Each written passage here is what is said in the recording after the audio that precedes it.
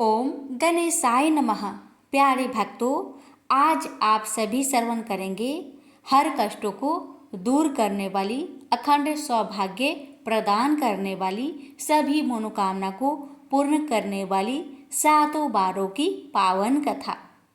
प्यारे भक्तों, प्रेम से बोलिए सत्य देव की जय। हे भगवान, आपकी कहानी कहने वाले, सुनने वाले, हुक्कार भरने वाले की सभी मनोकामना को पूर्ण करना।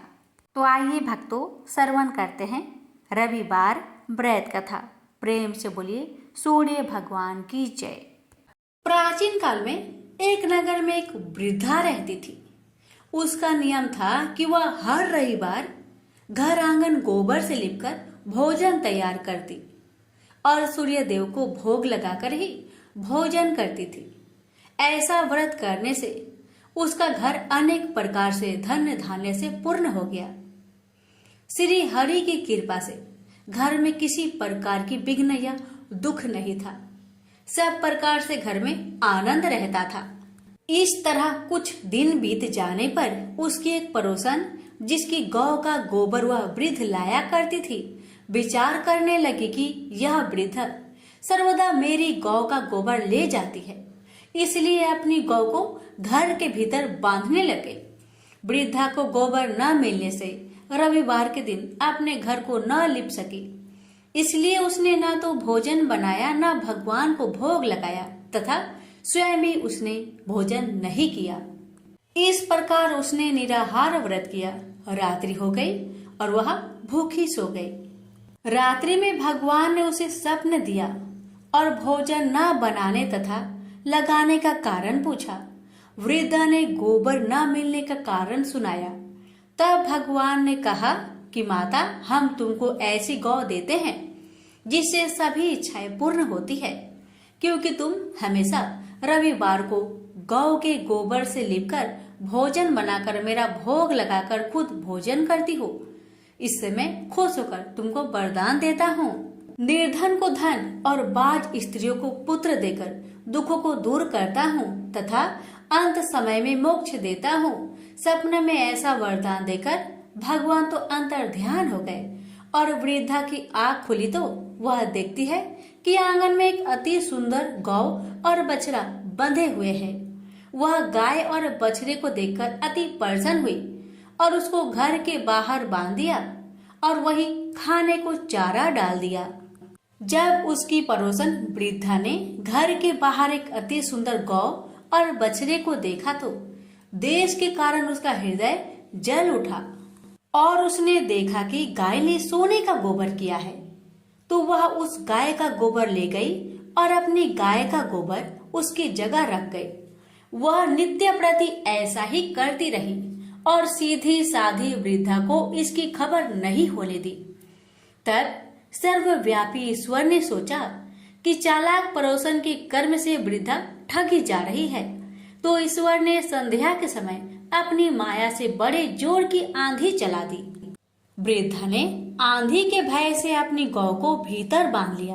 प्रातःकाल जब वृद्धा ने देखा कि गौ ने सोने का गोबर दिया, तो उसके आश्चर्य की सीमा न रही और वह प्रतिदिन गौ को घर के भीतर ही बांधने लगी। उधर पड़ोसन ने देखा कि बुढ़िया गौ को घर के भीतर बांधने लगी है और उसका सोने का गोबर उठाने का दांव नहीं चलता, तो वह ईर्ष्या और डाह से जल उठी और कुछ उपाय न देखकर पड़ोसन ने उस देश के राजा की सभा में जाकर कहा, महाराज, मेरे पड़ोस में एक वृद्धा के पास ऐसा गौ है जो आप जैसे राजा के ही योग है। वह नित्य सोने का गोबर देती है। आप उस सोने से प्रजा का पालन करिए। वह वृद्धा इतने सोने का क्या करेगी? राजा ने यह बात सुनकर अपने दूतों को वृद्धा के घर से गौ लाने की आज्ञा दी। वृद्धा प्रातः ईश्वर का भोग लगा भोजन ग्रहण करने जा ही रही थी कि राजा के कर्मचारी गौ को खोलकर ले गए। वृद्धा काफी रोई चिल्लाई, किंतु कर्मचारियों के समक्ष कोई क्या कहता। उस दिन वृद्धा गौ के वियोग में भोजन न खा सकी और रात भर रो रो कर ईश्वर से गौ को पुनः पाने के लिए प्रार्थना करती रही।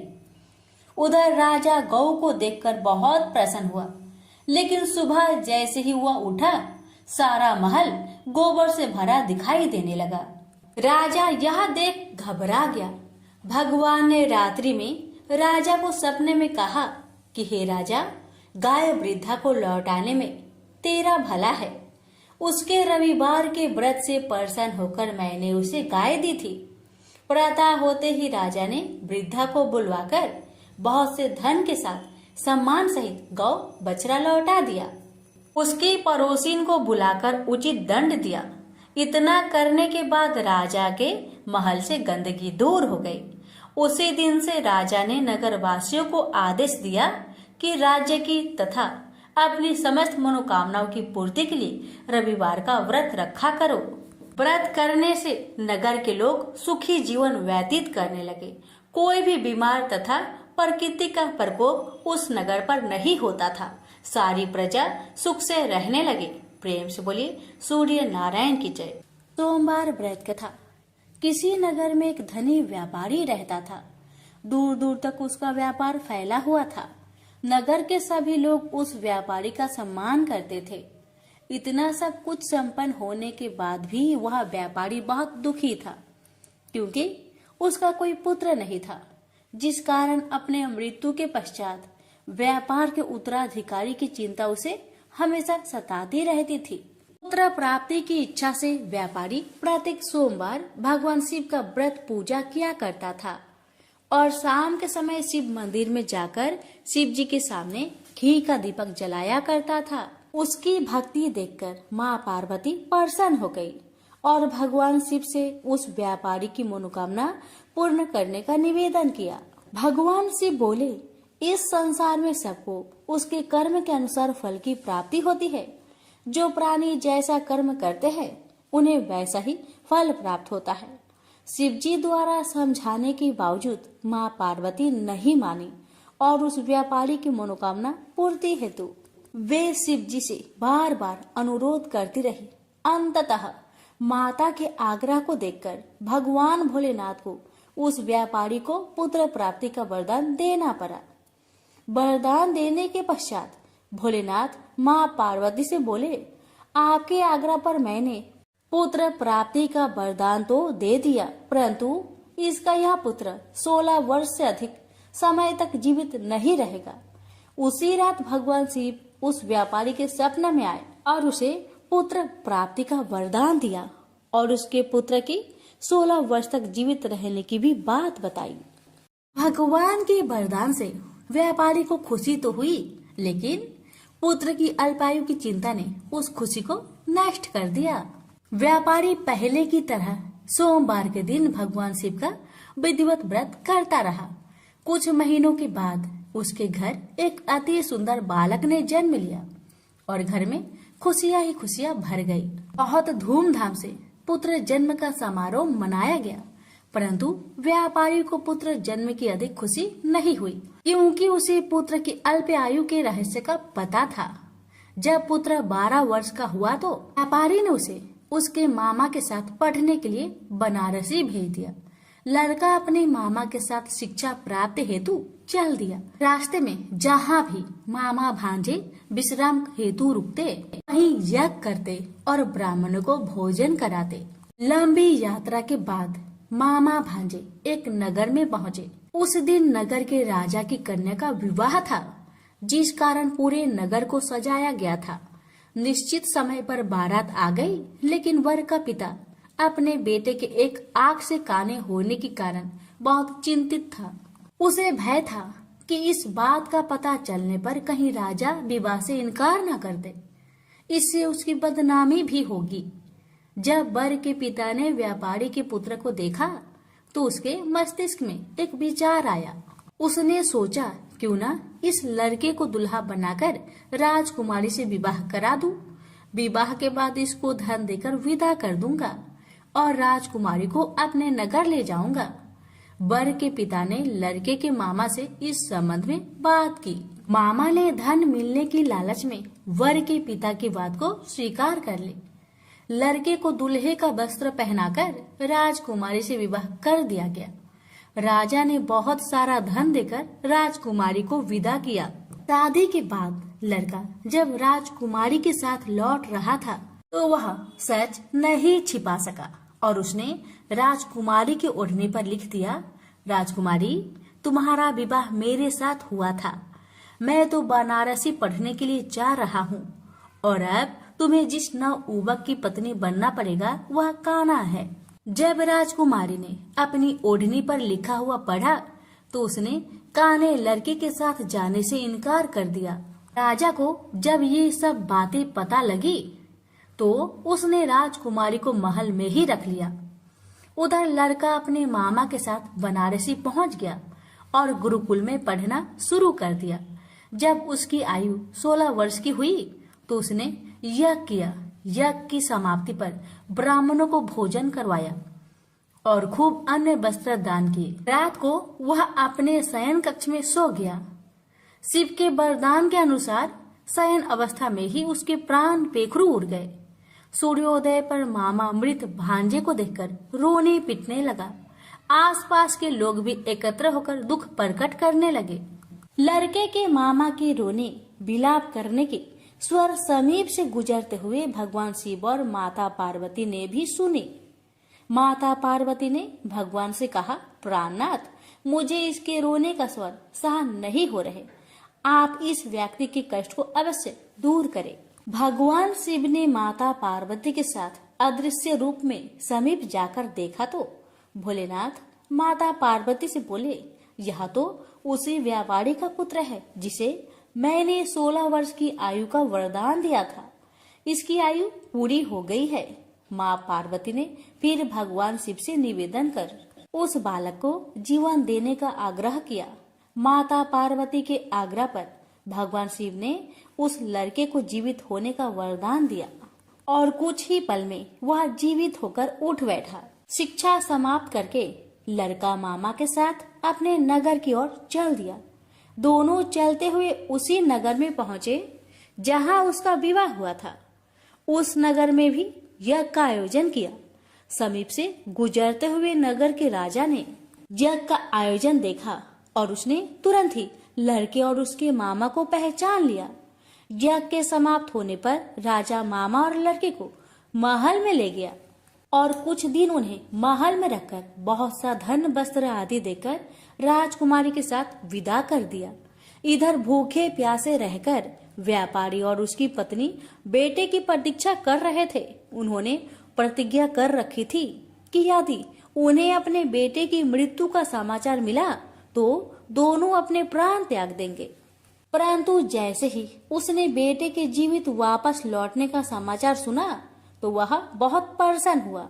वह अपनी पत्नी और मित्रों के साथ नगर के द्वार पर पहुंचा। अपने बेटे के विवाह का समाचार सुनकर पुत्र वधू राजकुमारी को देखकर उसकी खुशी का ठिकाना न रहा। उसी रात भगवान शिव ने व्यापारी को सपने में आकर कहा, हे श्रेष्ठी, मैंने तेरे सोमवार व्रत करने और व्रत कथा सुनने से प्रसन्न होकर तेरे पुत्र को लंबी आयु प्रदान की है। पुत्र की लंबी आयु जानकर व्यापारी बहुत प्रसन्न हुआ। शिव भक्त होने तथा सोमवार का व्रत करने से व्यापारी की सभी मनोकामनाएं पूर्ण हुई। इसी प्रकार जो भक्त सोमवार का विधिवत व्रत करते हैं और व्रत कथा सुनते हैं उनकी सभी इच्छाएं पूरी होती है। उनसे बोलिए उमापति शंकर भगवान की जय। मंगलवार व्रत कथा। बहुत समय पहले की बात है। किसी गांव में एक बुढ़िया रहती थी। वह मंगल देव को अपना इष्ट मानती थी। मंगलवार के दिन वह ना तो घर लिपती थी और ना ही धरती खोदा करती थी। हर मंगलवार को वह मंगल देव का व्रत रखती थी। उसका एक पुत्र था जो मंगलवार के दिन ही पैदा हुआ था, इसलिए वह उसे मांगलिया कहकर पुकारा करती थी। बुढ़िया की श्रद्धा देखकर स्वयं मंगल देव ने उसकी परीक्षा लेने की ठानी और साधु का भेष बनाकर उसके घर मंगलवार के दिन ही पहुंच गए। वह बुढ़िया से बोले कि मुझे भोजन बनाना है, तू थोड़ी सी धरती लीप दे तो मैं भोजन बना लूं। बुढ़िया ने कहा कि महाराज, मैं मंगलवार की व्रती हूँ, मैं आज के दिन धरती नहीं लिपती। मैं जल का छिड़काव कर देती हूँ, आप उस पर भोजन बना ले। उसकी बात सुन साधु ने हठ पकड़ ली कि मैं तो लिपी हुई धरती पर ही भोजन बनाता हूँ। बुढ़िया ने भी रट पकड़ ली कि आज तो धरती ना लिप सकूंगी, इसके अलावा आप जो भी करने को कहेंगे मैं करूंगी। उसकी बात सुन साधु ने वचन लिया कि धरती लिपने के अलावा जो कहूँ करना पड़ेगा। बुढ़िया ने 3 बार वचन दे दिया। अब साधु ने कहा कि अपने बेटे को बुला दे, मैं उसकी पीठ पर अंगीठी जलाकर खाना बना लूंगा। साधु की बात सुनकर बुढ़िया के होश उड़ गए, पर वह मंगल देव को साक्षी मानकर वचन दे चुकी थी। उसने मंगल देव का स्मरण कर अपने बेटे को बुलाकर साधु के पास भेज दिया। साधु ने कहा कि माँ, तू ही अपने बेटे को लेटा और अंगीठी सुलाग दे। बुढ़िया ने मंगल देव का स्मरण करते हुए बेटे को अवधार लिटाकर अंगीठी जला दी और साधु महाराज को बोलकर अपना काम करने लगी। जब साधु महाराज का खाना बन गया तब उन्होंने बुढ़िया को आवाज दी और कहा कि अपने बेटे को बुला दे, वो भी भोग ले लेगा। बुढ़िया ने हैरान होकर कहा कि महाराज, अभी तो आपने उसकी पीठ पर खाना बनाया है, अब वह कहाँ से आएगा? आप कृपया भोजन ग्रहण करें और जहाँ जाना हो जाए, मुझे और दुखी ना करे। साधु ने हठ पकड़ ली कि अपने बेटे को आवाज दे। साधु की बात सुन बुढ़िया ने जैसे ही कहा, मांग लिया, ओ मांग लिया, उसका बेटा दौड़ता हुआ आ गया। बेटे को देखकर बुढ़िया चकित रह गई। तब साधु महाराज ने कहा, माँ, तेरा व्रत सफल हो गया, तेरी अपने इष्ट देव में अटल श्रद्धा है, इसलिए आज के बाद वे हर तरह से तेरी रक्षा करेंगे, तुझे कभी भी कोई कष्ट ना होगा। मंगलवार का व्रत सभी प्रकार के सुख प्राप्त करने, रक्त विकार दूर करने, राज्य सम्मान पाने और पुत्र प्राप्ति के लिए किया जाता है। इस व्रत को रखने से मनुष्य के समस्त पाप नष्ट हो जाते हैं। यह व्रत 21 सप्ताह तक किया जाना चाहिए। व्रत के दौरान गेहूं और गुड़ से बने आहार ही ग्रहण किए जाने चाहिए। भोजन दिन या रात में केवल एक बार ही किया जाना चाहिए। इस व्रत के अंत में हनुमान जी की पूजा करनी चाहिए। पूजा के समय लाल रंग के वस्त्र पहने और हनुमान जी को लाल रंग के फूल ही चढ़ाए। पूजा के बाद मंगलवार व्रत की कथा सुननी चाहिए और अंत में हनुमान जी की आरती करनी चाहिए। इस तरह विधि पूर्वक और पूरी श्रद्धा से व्रत किए जाने पर मंगल देव प्रसन्न होते हैं और भक्त पर अपनी कृपा बरसाते हैं। प्रेम से बोलिए सिया रामचंद्र की जय। बुधवार व्रत कथा। समतापुर नगर में मधुसूदन नामक एक व्यक्ति रहता था। वह बहुत धनवान था। मधुसूदन का विवाह बलरामपुर नगर की सुंदर लड़की संगीता से हुआ था। एक बार मधुसूदन अपनी पत्नी को लेने बुधवार के दिन बलरामपुर गया। मधुसूदन ने पत्नी की माता पिता से संगीता को विदा कराने के लिए कहा। माता पिता बोले, बेटा आज बुधवार है, बुधवार को किसी भी शुभ कार्य के लिए यात्रा नहीं करते। लेकिन मधुसूदन नहीं माना। उसने ऐसी शुभ अशुभ की बात को न मानने की बात कही। दोनों ने बैलगाड़ी से यात्रा प्रारंभ की। 2 कोस की यात्रा के बाद उसकी गाड़ी का एक पहिया टूट गया। वहां से दोनों ने पैदल ही यात्रा शुरू की। रास्ते में संगीता को प्यास लगी। मधुसूदन उसे एक पेड़ के नीचे बैठाकर जल लेने चला गया। थोड़ी देर बाद जब मधुसूदन कहीं से जल लेकर वापस आया तो वह बुरी तरह हैरान हो उठा, क्योंकि उसकी पत्नी के पास उसी की शकल सूरत का एक दूसरा व्यक्ति बैठा था। संगीता भी मधुसूदन को देखकर हैरान रह गई। वह दोनों में कोई अंतर नहीं कर पाई। मधुसूदन ने उस व्यक्ति से पूछा, तुम कौन हो और मेरी पत्नी के पास क्यों बैठे हो? मधुसूदन की बात सुनकर उस व्यक्ति ने कहा, अरे भाई, यह मेरी पत्नी संगीता है। मैं अपनी पत्नी को ससुराल से विदा कराकर लाया हूँ, लेकिन तुम कौन हो जो मुझसे ऐसा प्रश्न कर रहे हो? मधुसूदन ने कहा, तुम जरूर कोई चोर या ठग हो। यह मेरी पत्नी संगीता है। मैं इसे पेड़ के नीचे बैठाकर जल लेने गया था। इस पर उस व्यक्ति ने कहा, अरे भाई, झूठ तो तुम बोल रहे हो। संगीता को प्यास लगने पर जल लेने तो मैं गया था। मैंने तो जल लाकर अपनी पत्नी को पिला भी दिया। अब तुम चुपचाप यहाँ से चलते बनो, नहीं तो किसी सिपाही को बुलवाकर तुम्हें पकड़वा दूंगा। दोनों एक दूसरे से लड़ने लगे। उन्हें लड़ते देख बहुत से लोग वहां एकत्र हो गए। नगर के कुछ सिपाही भी वहां आ गए। सिपाही उन दोनों को पकड़कर राजा के पास ले गए। सारी कहानी सुनकर राजा भी कोई निर्णय नहीं कर पाया। संगीता भी उन दोनों में से अपने वास्तविक पति को नहीं पहचान पा रही थी। राजा ने दोनों को कारागार में डाल देने के लिए कहा। राजा के फैसले पर असली मधुसूदन भयभीत हो उठा। तभी आकाशवाणी हुई, मधुसूदन, तूने संगीता के माता पिता की बात नहीं मानी और बुधवार के दिन अपनी ससुराल से प्रस्थान किया। यह सब भगवान बुद्ध देव के प्रकोप से हो रहा है। मधुसूदन ने भगवान बुद्ध देव से प्रार्थना की कि हे भगवान बुद्ध देव, मुझे क्षमा कर दीजिए। मुझसे बहुत बड़ी गलती हुई। भविष्य में अब कभी बुधवार के दिन यात्रा नहीं करूंगा और सदैव बुधवार को आपका व्रत किया करूंगा। मधुसूदन के प्रार्थना करने से भगवान बुद्ध देव ने उसे क्षमा कर दिया। तभी दूसरा व्यक्ति राजा के सामने से गायब हो गया। राजा और दूसरे लोग इस चमत्कार को देख हैरान हो गए। भगवान बुद्ध देव की इस अनुकंपा से राजा ने मधुसूदन और उसकी पत्नी को सम्मानपूर्वक विदा किया। कुछ दूर चलने पर रास्ते में उन्हें बैलगाड़ी मिल गई। बैलगाड़ी का टूटा हुआ पहिया भी जुड़ा हुआ था। दोनों उसमें बैठकर समतापुर की ओर चल दिए। मधुसूदन और उसकी पत्नी संगीता दोनों बुधवार को व्रत करते हुए आनंद पूर्वक जीवन यापन करने लगे। इस तरह भगवान बुद्ध देव की कृपा से उनके यहाँ खुशियाँ बरसने लगी। इस तरह जो स्त्री पुरुष विधिवत बुधवार का व्रत करके व्रत कथा सुनते हैं, भगवान बुद्ध देव उनके सभी कष्ट को दूर करते हैं। प्रेम से बोलिए बुद्ध देव की जय।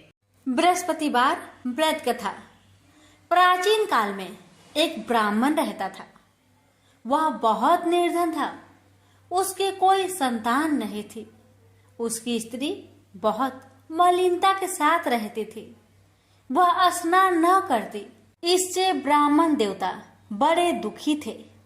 बेचारे बहुत कुछ कहते थे, किंतु उसका कुछ परिणाम न निकला। भगवान की कृपा से ब्राह्मण की स्त्री के कन्या रूपी रत्न पैदा हुआ। कन्या बड़ी होने पर प्रता स्नान करके विष्णु भगवान का जाप हुआ।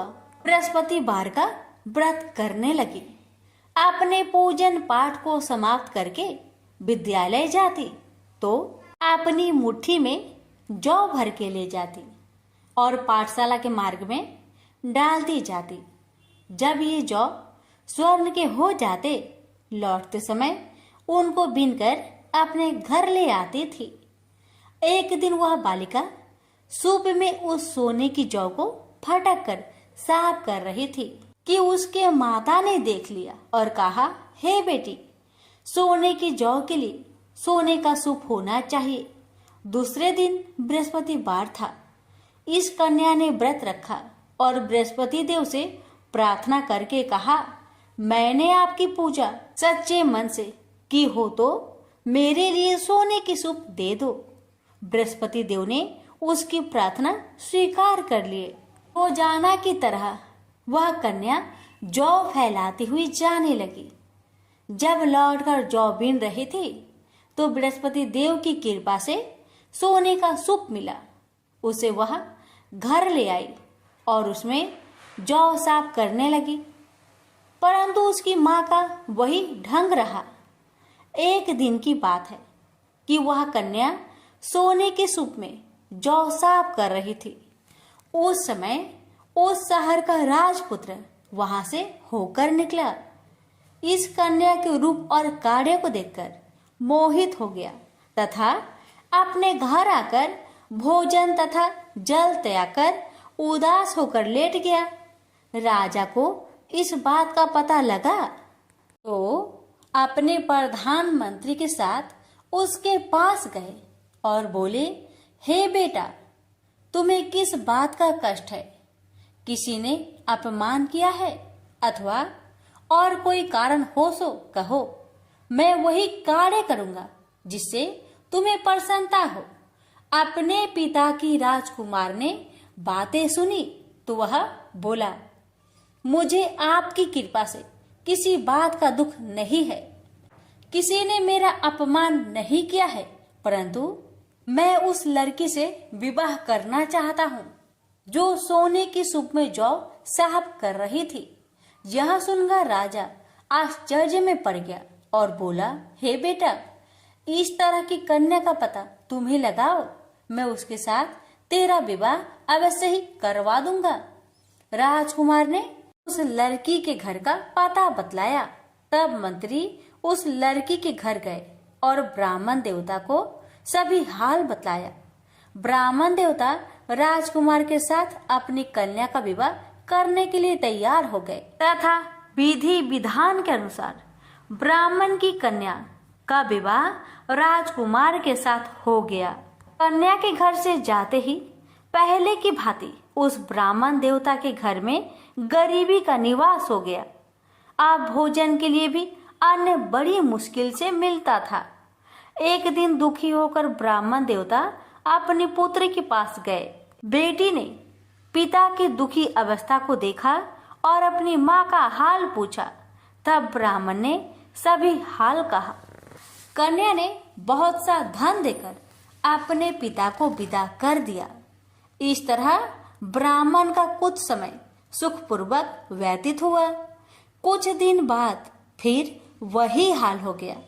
ब्राह्मण फिर अपनी कन्या के यहाँ गया और सारा हाल कहा तो लड़की बोली, हे पिताजी, आप माताजी को यहाँ लेवा लाओ, मैं उसे विधि बता दूंगी जिससे गरीबी दूर हो जाए। वह ब्राह्मण देवता अपनी स्त्री को साथ लेकर पहुंचे तो अपनी माँ को समझाने लगी, हे माँ, तुम प्रातःकाल प्रथम स्नान आदि करके विष्णु भगवान का पूजन करो तो सब दरिद्रता दूर हो जाएगी। परंतु उसकी माँ ने एक भी बात नहीं मानी और प्रातःकाल उठकर अपनी पुत्री की बच्चों की जूठन को खा लिया। इससे उसकी पुत्री को बहुत गुस्सा आया और एक रात को कोठरी से सभी सामान निकाल दिया और अपनी माँ को उसमें बंद कर दिया। प्रातःकाल उसे निकाला तथा स्नान आदि करा के पाठ करवाया तो उसकी माँ की बुद्धि ठीक हो गई और फिर प्रत्येक बृहस्पतिवार को व्रत रखने लगी। इस व्रत के प्रभाव से उसके माँ बाप बहुत ही धनवान और पुत्रवान हो गए और बृहस्पति जी के प्रभाव से इस लोक के सुख भोग कर स्वर्ग को प्राप्त हुए। भी मिलकर बोलिए, विष्णु भगवान की जय। शुक्रवार व्रत कथा। मानिकपुर नगर में 3 मित्र रहते थे। उनमें से एक काष्ट, एक ब्राह्मण और एक वैश्य था। वे तीनों हमेशा साथ साथ रहते थे। तीनों का विवाह हो चुका था। ब्राह्मण और काष्ट के लड़कों का गौना हो चुका था, लेकिन वैश्य पुत्र का नहीं। उसके दोस्त उसे अक्सर कहा करते थे कि तुम अपनी पत्नी को उसके मायके से क्यों नहीं लाते। तब वैश्य पुत्र धनराज ने अपनी पत्नी कुसुम को लाने का निश्चय कर लिया। अगले ही दिन धनराज ने माता पिता से अपनी पत्नी कुसुम को लेने जाने की बात कही। उसकी बात सुनकर वे हैरान होते हुए बोले, बेटे, अभी शुक्र अस्त हो रहा है, इसलिए अभी बहू को लाना उचित नहीं है। वह नहीं माना। वह कुसुम को लाने ससुराल पहुंच गया। ससुराल में धनराज की खूब आवभगत की गई। धनराज ने कुसुम को विदा करने के लिए कहा तो उसके सास ससुर बोले, बेटे अभी शुक्र अस्त हो रहा है, ऐसे में लड़की को विदा नहीं करते, कुछ दिन ठहर जाओ, फिर हम कुसुम को खुशी खुशी विदा कर देंगे। लेकिन धनराज वहां भी जीत पर अड़ गया और कुसुम को लेकर ही वहां से विदा हुआ। धनराज कुसुम को जब अपने घर ले जा रहा था तो अचानक बैल तेजी से भागने लगे। रास्ते में पड़े पत्थर से टकराने से गाड़ी का पहिया टूट गया। फलस्वरूप कुसुम को काफी चोट आई। दोनों को आगे की यात्रा पैदल ही करनी पड़ी। सुनसान रास्ते से गुजरते हुए डाकुओं ने उन्हें लूट लिया। उनका सारा धन, आभूषण और वस्त्र छीन लिए। किसी तरह से घर पहुंचे। दूसरे ही दिन घर में धनराज के बिस्तर पर सांप चढ़ गया और उसे डस लिया। सेठ जी ने बड़े बड़े चिकित्सक बुलवाए, मगर कोई भी चिकित्सक जहर उतारने में सफल नहीं हुआ। दूर दूर से सपेरे बुलाए गए, लेकिन कोई भी धनराज को नहीं बचा सका। धनराज की मृत्यु हो गई। उसी समय पंडितों ने सेठ जी को एक बात बताई कि आपके बेटे ने शुक्र अस्त होने पर बहू को विदा करा लाने की भूल की है। यदि आप शुक्रवार की पूजा अर्चना करें और बहू शुक्रवार का व्रत करे तथा कथा सुनकर प्रसाद ग्रहण करे तो शुक्र देवता की अनुकंपा से धनराज पुनः जीवित हो सकता है। सेठ जी ने पंडितों की बात मानकर अपने मृत बेटे और बहू को वापस उसके ससुराल भेज दिया। कुसुम ने अपने घर पहुंचकर शुक्रवार का व्रत और पूजा पाठ की। उसने अपने पति की गलती के लिए शुक्र देवता से क्षमा मांगी। फलस्वरूप धनराज जीवित हो उठा। धनराज के जीवित हो जाने से घर में खुशियां भर गई। उधर धनराज के माता पिता ने बेटे के जीवित होने का समाचार सुना तो शुक्रवार का व्रत किया और गरीबों को अन्न, वस्त्र और धन का दान किया। शुक्र के उदय होने पर धनराज अपनी पत्नी कुसुम के साथ घर लौट आया। दोनों पति पत्नी शुक्रवार का विधिवत व्रत करते हुए शुक्र की पूजा करने लगे। उनके घर में धन्य धान्य की वर्षा होने लगी।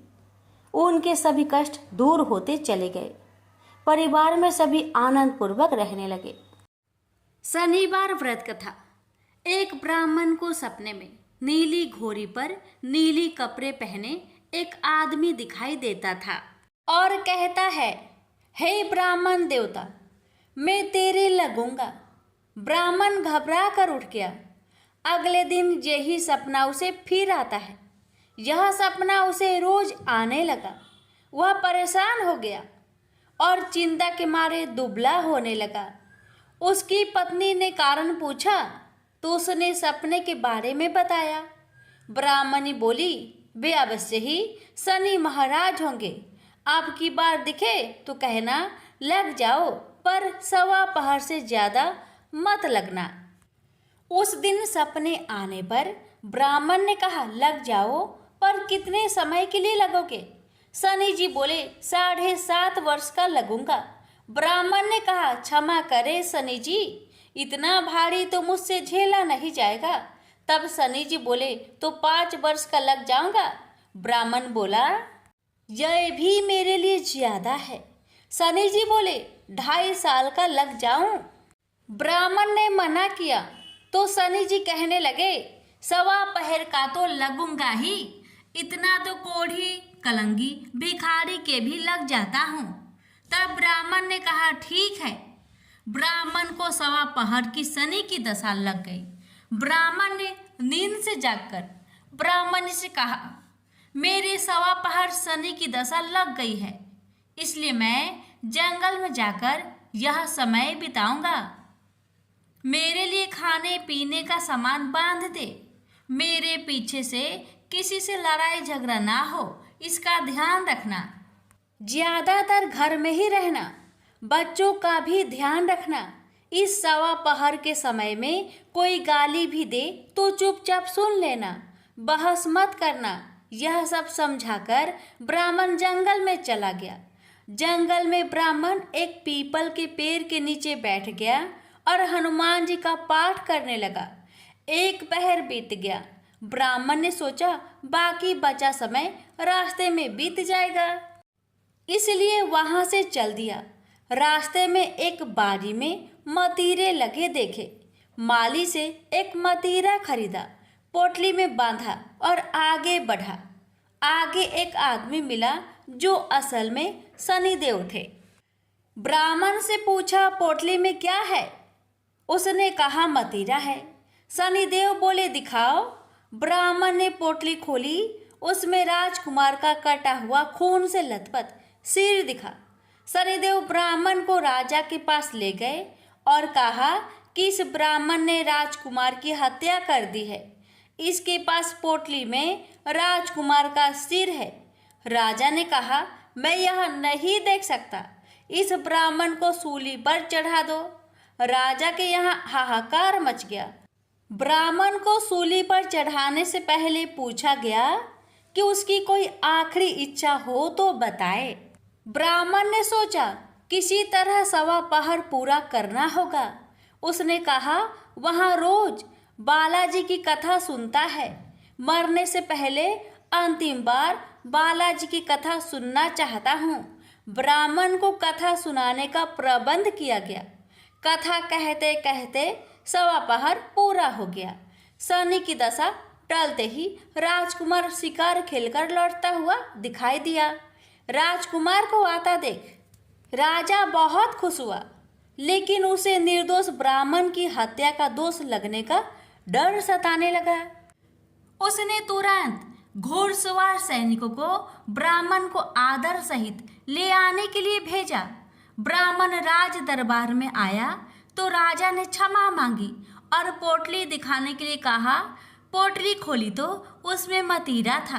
राजा ने इन सब के बारे में पूछा तो ब्राह्मण ने बताया, मुझे 1.25 पहर की शनिचर की दशा लगी थी, इस कारण यह सब तमाशा हुआ। राजा ने पूछा, यह दशा कैसे टलती है? ब्राह्मण बोला, राजा, यह सेठ के लगे तो काला हाथी या काला घोड़ा दान करे, गरीब के लगे तो पीपल की पूजा करे तब बोले, साचा शनिचर कहिए, जाके पाओ सदा ही पढ़िए। शनि की कहानी सुने, तिल का तेल और काला उड़द दान करे, काले कुत्ते को तेल से चुपर कर रोटी खिलाए तो शनिचर की दशा उतर जाती है। राजा ने उसे मतीरा वापस दे दिया। घर आकर ब्राह्मण ने मतीरा काटा तो उसमें बीज की जगह हीरे मोती निकले। ब्राह्मण ने पूछा, यह कहाँ से लाए? आप तो कह रहे थे कि शनि की दशा लगी है। ब्राह्मण ने कहा, जब दशा लगी थी तो यही मतीरा राजकुमार का सिर बन गया था। उतरती दशा के शनि जी निहाल कर गए। हे शनि देवता, जैसे ब्राह्मण के शनि की दशा लगी वैसे किसी को ना लगे। प्रेम से बोलिए शनि देव की जय।